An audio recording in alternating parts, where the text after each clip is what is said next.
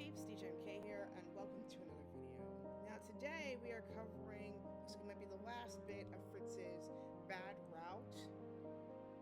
This is my theory anyway, considering the way the events are panning out. But anyway, in this episode, well, we're going to continue on Fritz's route, but to recap what happened in the last episode, so Fritz, we found out rather quickly that he has the Red Riding Hood curse.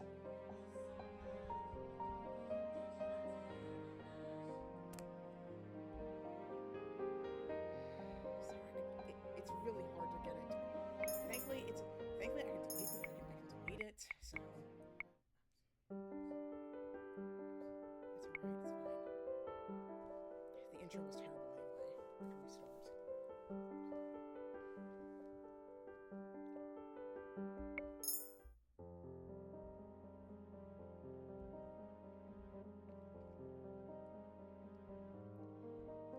Hey peeps, DJMK here, and welcome to another episode of Cinderella Phenomenon. In the last episode, we started on what I think is going to be Fritz's bad route. So we discovered rather quickly that Fritz has the Red Riding Hood curse, where he turns into a villainous but more obedient servant Varg, where he would basically devour the person that he most desires. In this case, it's Lucette. But it turns out that Fritz, for a while, was not aware of Varg, but Varg was very much aware of what Fritz was doing. And it turns out that Mithros was involved in putting the curse on Fritz, and Alcaster was kind of complicit with it. At least until he figured out what the effects were. So Lucette, unlike the other routes, because he has much more of an intimacy with Fritz. Perfect timing. Anyway, what was I saying? So, because of the more personal nature that she has with Fritz, there's not as much buildup as compared to the other relationships where it was often the first time they were meeting them. So Fritz's route seems a lot faster and a lot more in depth because they basically spent their lives in the palace together. So it's not as, I wouldn't say involved, but there's not as much development that has to take place compared to the other routes where there was a lot more that Lucette had to overcome. So it's a lot easier for her to keep that princess-like stubbornness that she's had in the other iterations. However, it isn't until later when she decides to save Rod and Emmeline from certain death from Varg and consequently her mother, that she finally sees the error of her ways, and she actually gets a good deed from saving Rod and Emmeline from Varg's grasp. However, obviously, it comes to a cost, and in every single route so far, there's been at least one character that dies in each route. In this case, unfortunately, it's not even near the end of the story yet, but we already had our first casualty, Jurian, which honestly, not Jurian, Garland, Jurian's boyfriend, which feels really weird, because he was the really cool and collected and passionate one, and yet, yeah, he goes. So we managed to get back to the march and rescue as many people as they can, and Lucette obviously is feeling very, very, very sad about this, because she feels like a lot of these things ended up being her fault, from her instance of not showing mercy to her people, to making people come after her in the first place. So obviously there's a lot going through Lucette's mind right now. But looks like they're preparing for a second rebellion against Queen Hilda. Thus the title, Hilda II, Electric Boogaloo. I almost called it Hilda II, The Reign of Terror, because the way that she wiped out the town was like Robespierre's Reign of Terror, but for some reason Electric Boogaloo kind of makes it a little bit more lighthearted. Plus, I don't know why, Electric Boogaloo for sequels seems to be a thing. I don't know why it's a thing. Somebody could at least explain that to me. Put it in the comments down below. But anyway, let's get back right into it. And in case you're wondering, yeah, I'm using the music room. So Fritz's route has officially unlocked every single track available in this game, and the music is amazing. Besides the piano track, I also like the soothing track. There's just a lot of beautiful piano tracks in this game, and thankfully for the main opening theme, there is actually sheet music offered by the creators of this game, Daisuke, that you can download for free if you want to play it yourself. So, those piano players out there, I recommend you go ahead and do that. But anyway, let's get right back into it.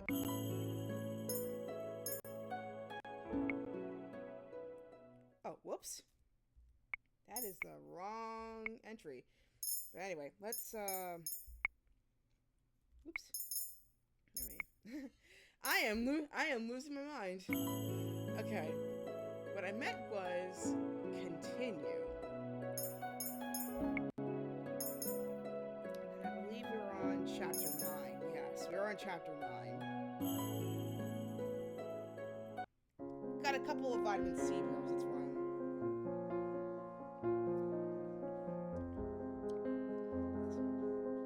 Anyway, so here's where we are at this very point in the story. Because of the severity of Jurian's wounds, Rumpel decided that he would bring her to the nearest clinic so she could be better cared for. Yeah, she got stabbed, but good by Hildur. So, yeah. Hildur, after Lucette kind of realized that the love was not genuine and Hildur was genuinely evil and a little poco loco and coco, she ran like the wind, which I totally, like, I mean, I feel like with the other endings, she only got like a slight inkling of how mad her mother was, but then I think I like Daisuke's suggestion of the order of the stories that you could play, because it looks like with Fritz's ending, and I think certainly with Waltz's story, you kind of truly see what Hildur's insanity truly is, like how far she would go to basically destroy the kingdom without any consequences or compassion or remorse. Like, you get the rumors in the first 3 stories, and the last 2 stories you're actually seeing it happen. Like, man, that is really well constructed. But anyway, Anise decided to go with him, and surprisingly, Ophelia and her children all opted to go as well. Now the only ones left here at the tavern are me, Delora, Waltz, and Karma. They may not say it, but I'm sure they're blaming me for what is happening to Angiel right now. I need to make things right. I close my eyes and a sudden bout of dizziness comes over me. Mother has always been the person that mattered the most to me. I never questioned or disobeyed her because she was so important. She was my light in days that were often so dark. But I have no choice. If Mother isn't stopped, who knows how many more lives will be lost? The only way to stop Mother is to kill her, isn't it?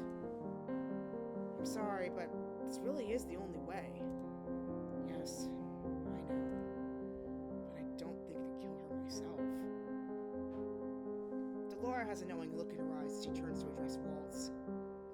We'll leave as soon as Parfait comes back from her meeting with the fairies.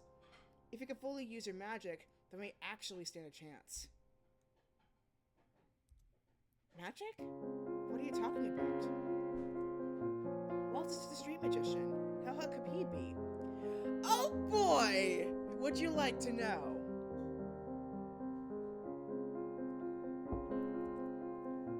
Don't underestimate our magician. Waltz is a witch and a lot stronger than he looks. Waltz is a witch? You know I have the Neverland curse. Yes? I do not know that fairy tale. What does that have to do with anything? Your mother was the witch that cursed me. What? But Waltz, if you're also a witch, how can you be cursed? Your mother is Lieutenant Barber, which means she has the power to punish all witches if she chooses.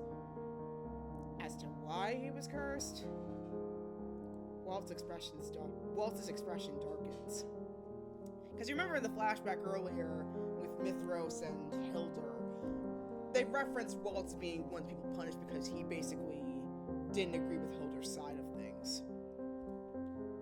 Hildur needed to be stopped. I knew I couldn't defeat her alone, so I enlisted the help of the fairies. I betrayed her, and she punished me before she died. Waltz almost single-handedly brought about the end of the Great War. He's the reason we've been joined pieces for as long as we have. I never knew. Of course, you can only imagine how displeased Hilda was with Waltz. Hilda stole my shadow and sealed it away in Neverland. Your shadow? We really need to work on your fairy tale knowledge one of these days, Princess. Peter Pan is a boy that lives in Neverland, which is a place where children never grow up. Waltz's curse means that he's been frozen in a child's body since Hilda cursed him all those years ago. He can't grow up and he can't use any magic. Because, as you saw with this story, your magic actually comes into fruition when you turn 18. It's not like you were like born into it and then it happens to like manifest in adolescence or something. No, there's actually an age cutoff. So Lucette just manifested hers only days earlier, at 18. So in the case of Waltz, he basically can't access any magic because he's basically put in the pre-adult stages. So as a result, he can't use anything.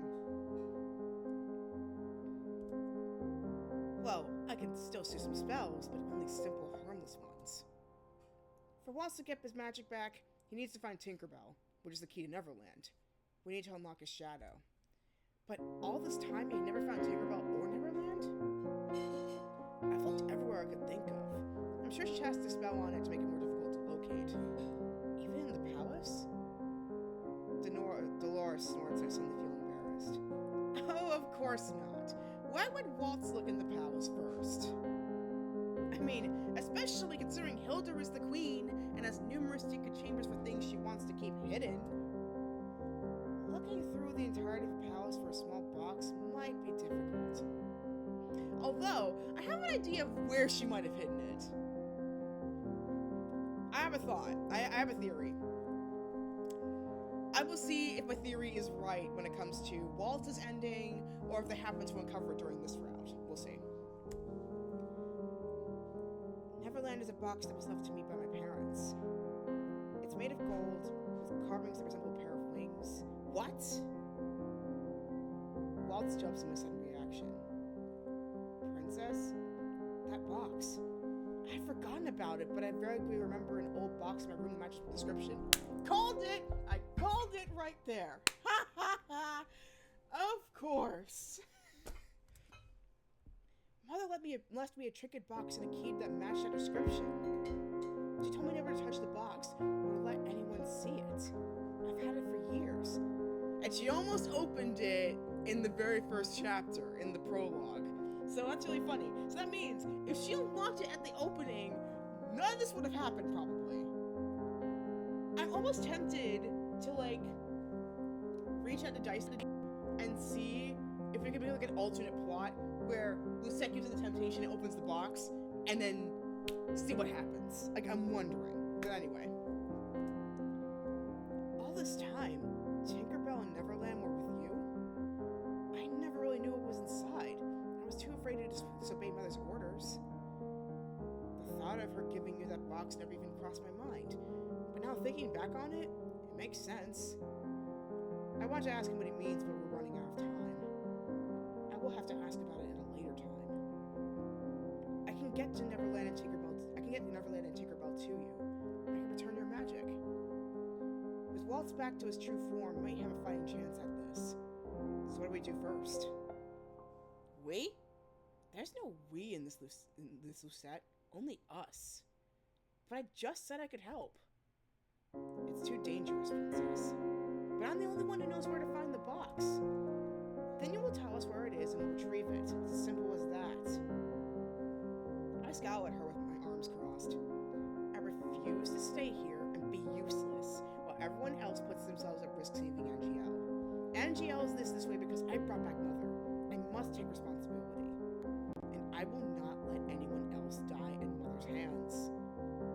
Lucette, Mother is less likely to harm me.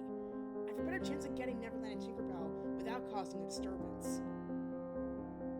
How can you say that after what's already happened? You're not safe either, Lucette. No sooner has she said the words than a terrible blast echoes through the margin.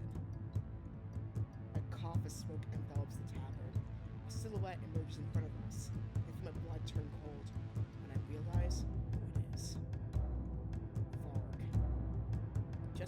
thought I was safe?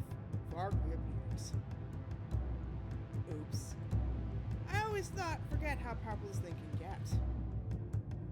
Where previously there had been a wall made of stone, sturdy and strong, there's now a sizable hole.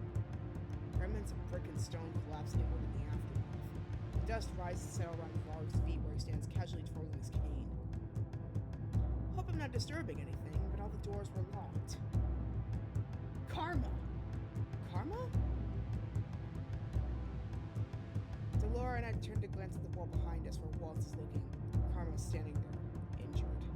His forehead is a large gash and where his arms is limp and useless. He still manages to tightly grip the hilt of his sword with his other hand.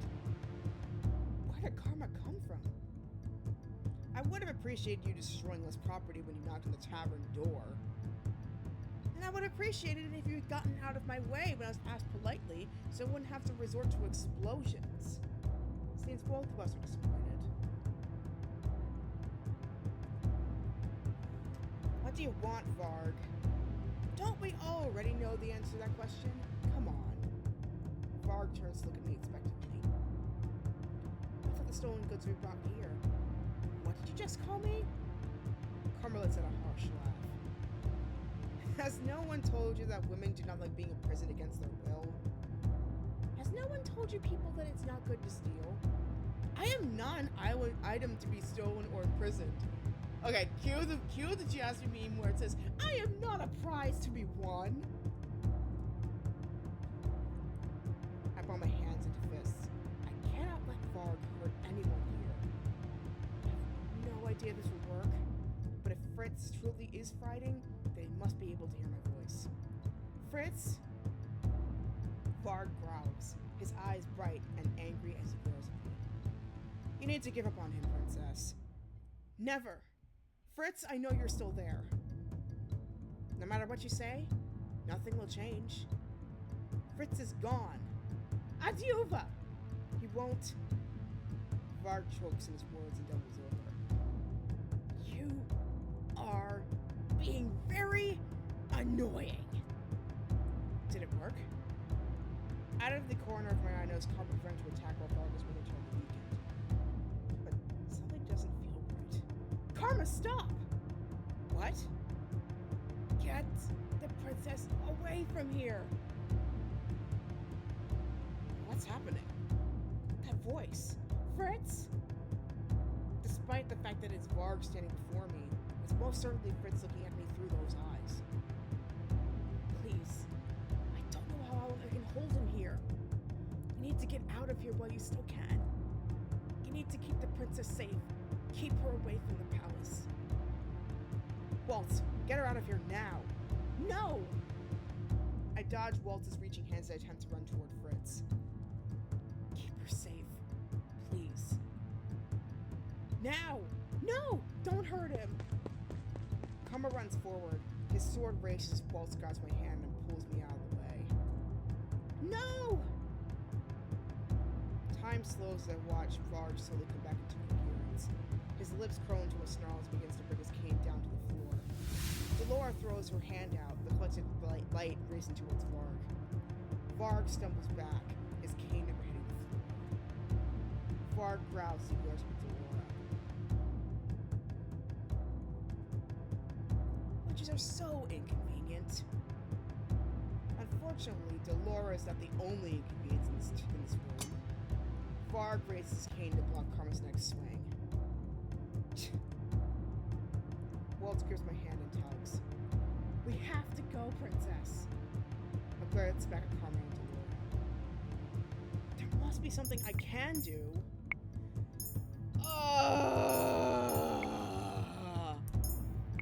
It's getting so hard now. Oh my gosh. What do I do? Because on the one hand, Lucette's powers are officially up, but on the other hand, we gotta get Neverland from the palace. I don't know what to do.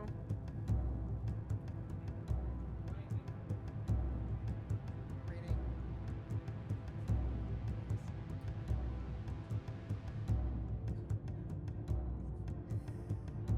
Yes.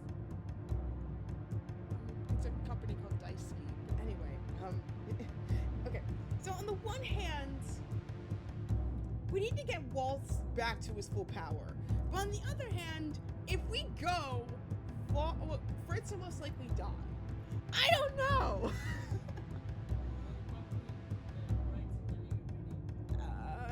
It's not an audiobook gig. It's just a.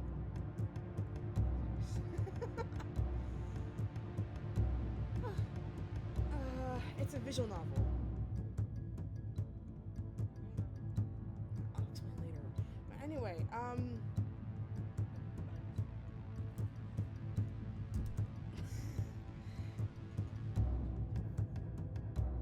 I have a hard decision to make. Because on the one hand, Waltz needs his full power, since he's the most powerful of anybody next to Hildur and Lucette. So we need to get his powers back. But on the other hand, if we leave, Fritz is guaranteed to die by the time we even get the powers back. But on the other hand, Lucette just got her powers. So the probability of her being very useful at this point is very low. What do I do? This is hard. This is hard. I am tempted to stay behind.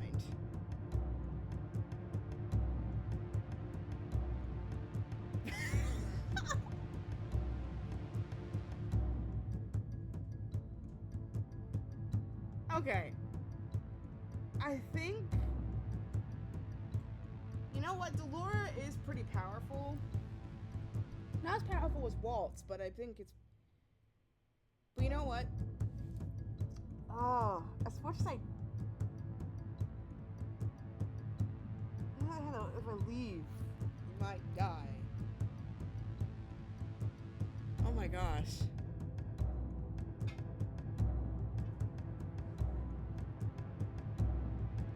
But we're gonna see either one, so... You know what? I think I'm gonna go ahead and stay behind.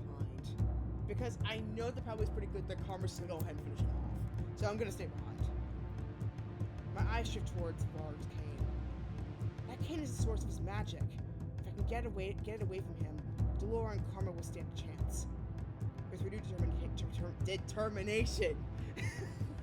With renewed determination, I run toward Varg. Princess! I barrel past Karma and hit Varg square in the gut with my shoulder, forcing him backwards into the ground. I manage to twist the cane away from him and clutch it as Varg rises and begins to advance toward me. No time for games. Give it back. No. You really are nothing without your cane, aren't you? For a moment there was only silence as Varg freezes. I cannot read the expression on his face. What is he thinking? Varg breaks the silence when he bursts out laughing. It's a sound that heralds chaos. The cane is not my only weapon. Uh-oh. Oh boy. Oh! I should have thought of that. I watch as Varg slips his dagger out from his sleeve. And what are you gonna do with that little thing? Poke me? Who said anything about you? Uh-oh. I know what he's doing. Oh! Varg brings a dagger to his neck. His dagger is more than enough to do some damage to the princess's favorite knight. No! That's definitely cheating. This is ridiculous. You share a body, you'll end up hurting yourself as well.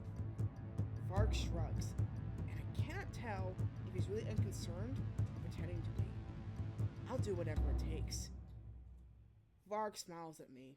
In this light, his teeth appear to be gleaming and sharp, like he has fangs. I'll give me back my cane and do precisely as I tell you, or the boy dies. I stand still. I cannot look away from Varg's gaze, which is bright with triumph. If Fritz dies, you die as well. Are you not afraid of death? I was never really alive to begin with. I'm just a bit of Fritz's mind given independence. This body isn't mine, so I can destroy it and not feel a thing. It'll be Fritz that suffers. Princess, don't listen to him. You know it's a trap. I know Walt's telling the truth. I can see it in the look of Varg's face. I grip the cane tighter to me. Varg is lying to me. You definitely suffer. But he's also serious about hurting Fritz. cannot let that happen. Now do as you're told, little princess. Don't be stupid, Lucette. You'll leave everyone here alone. Varg nods. He was fingering in his eyes. I read that wrong. Hold on. Let me redo that. You'll leave everyone here alone. Varg nods. Maybe he's been flickering in his eyes. As my princess commands. Princess, don't! I'm so sorry. But just as I start to move toward Varg, a bright light shines up from behind me. Oh, please be parfait! The shield of light pushes forward and past me, shoving Varg back and out through the hole he made in the ball. I turn, barely able to believe what I see. Parfait! She comes to stand in front of me. Listen closely. We don't have much time. Parfait's eyes flickered to Varg. He was shifting ever so slightly in the rubble. Even I can tell he's only temporarily out of commission. Tomorrow, midnight, meet us at the palace gates. Bring Neverland and Tinkerbell with you. But you... do you understand? I falter as I imagine what Parfait could possibly be planning. But I have no time, and I can read nothing in her gaze. There's nothing else for me to do but not understanding. Yes, I understand. Parfait smiles at me as she presses my cheek with a gentle hand. I have faith in you, princess. We all do. You'll be fine. Parfait. Parfait grabs me by the shoulders and forcefully pushes me toward Varg. He catches me, his hands firmly gripping my shoulders as I am careened into him. Keep her safe, Fritz. Varg flinches. He's inhaling and getting ready to speak when the air around us suddenly thins and we're swallowed by light. Unable to breathe again, I open my eyes and see that I'm back at the palace. Did Parfait transport us? I become aware that Varg still has his hands on my shoulders, and I wrench free from his grip. Strange that your friends would actually send you back here with me. Seems like he needed you to retrieve something from the palace. Varg reaches out and snatches his cane from my hands. I'm not letting you leave the palace again, princess. The palace is eerily silent. It's as if none of the chaos just transpired ever happened. Like it was all a dream. I ignore Varg and walk back through the gates as I suffocate a seething turmoil inside of me. Just try and stop me. I slam a bedroom door behind me and lock it. It's only been a few hours since I was here. Since Shireen and Garland. I close my eyes and roll the memories away. Now is the time. I must keep my promise to Parfait. I begin to search through the drawers. I could have sworn this is the last place I saw Neverland and Tinkerbell. Oh snap! And then her mother's gonna come in and say like, looking for this? It's like, and then you're never disobeying me again and she dies. Let's see if that happens. There it is! Never mind. It's pretty. Tinkerbell, an elaborate golden key, is exactly where I remember leaving it. I placed it carefully underneath my lamp so as to keep it hidden from sight. But where's Neverland?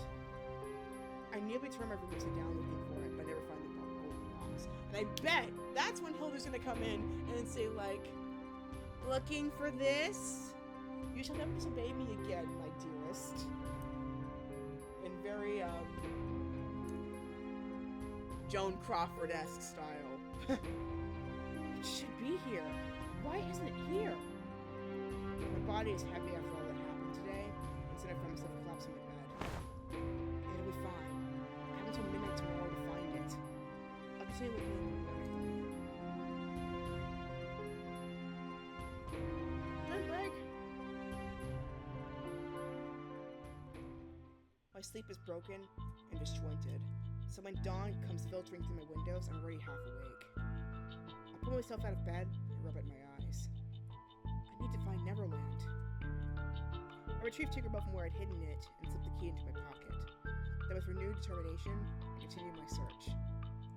Why isn't it here? It had been right next to Tinkerbell. I feel I would remember had I removed it. But I did drop Neverland months ago, didn't I?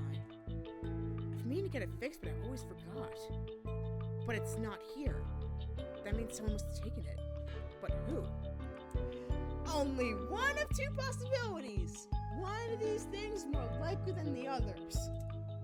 The mother or Myth has taken it? Where should I look? Okay.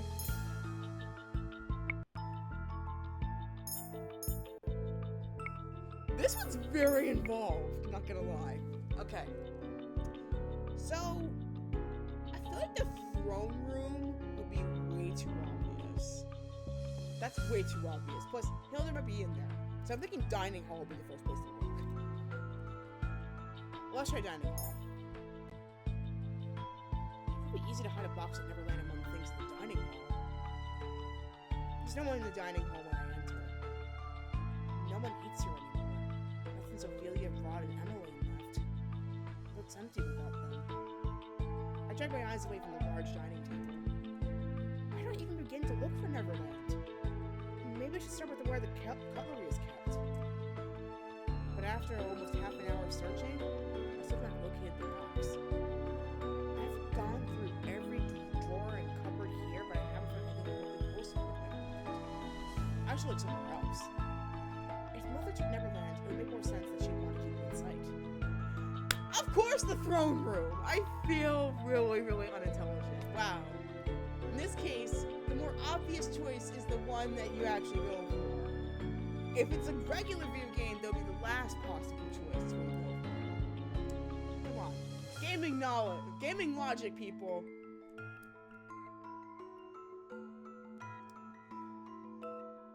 I know. I look like I'm just some sort of... I don't know. But... it'll make more sense if you watch the video. But anyway... I step into the throne room, thankful that it is empty. Where should I begin? I knew it! I knew it! I called it! I called it! I called it! Oh my god!